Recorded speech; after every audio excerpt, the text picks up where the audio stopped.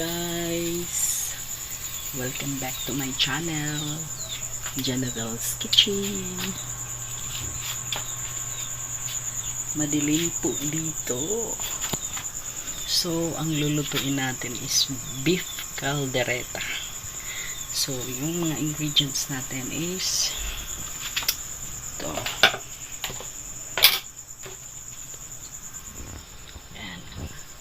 Liver spread, beef cubes, cheese, sibuyas, bawang, wala tayong bell pepper, yung pula, tsaka green wala. So ito lang yung ating tapos mayroon tayong dito caldereta recipe mix. So